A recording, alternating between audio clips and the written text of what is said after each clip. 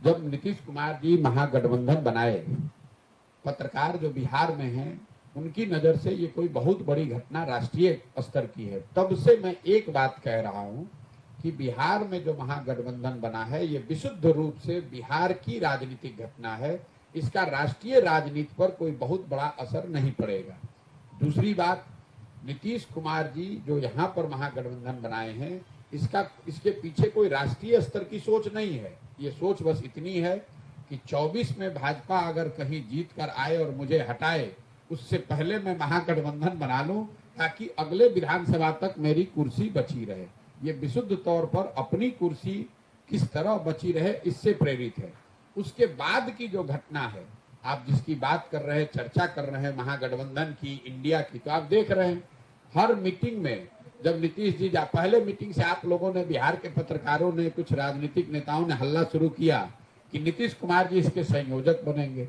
मैं उस दिन से कह रहा हूं कि जो मेरी राजनीतिक समझ है, भाई आप कैसे किसी इस तरह के राष्ट्रीय प्रयास के संयोजक बन सकते हैं?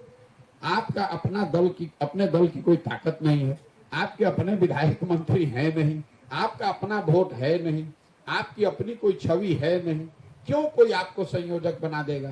भाई उस इंडिया अलायंस में सबसे बड़ा दल कांग्रेस है, दूसरे नंबर पर तृणमूल है, तीसरे नंबर पर डीएमके है। जदयू की वहां पर क्या ताकत है? तो नीतीश कुमार इसके संयोजक बनेंगे, इंडिया के अलायंस में कोई बहुत बड़ी भूमिका निभाएंगे, ये तो भ्रम फैलाया जा रहा है, या कुछ लोग यहाँ अपने अति उत्साह में इस तरह की बात कर रहे हैं।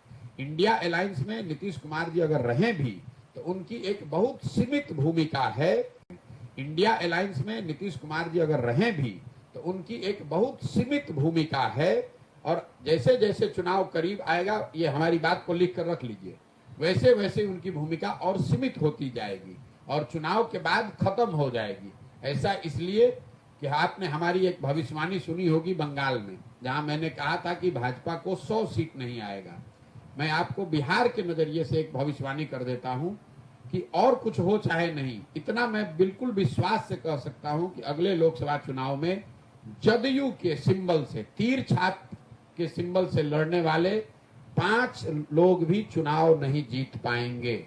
जदयू के 5 एमपी भी चुनाव नहीं जीत पाएंगे, क्योंकि नीतीश कुमार जी की कोई छवि जमीन पर बची नहीं है, संगठन बचा नहीं है, लोगों में विश्वसनीयता खत्म है। बार बार राजनीतिक पाला पलटने से गांव गांव में लोग उन पर हंसी उड़ा रहे हैं कि लोग ये समझ चुके हैं कि किसी जमाने में सुशासन बाबू के नाम से जाने वाले नीतीश कुमार, आज उनकी प्राथमिकता सिर्फ और सिर्फ ये है कि मैं किस तरह मुख्यमंत्री बना रहूं।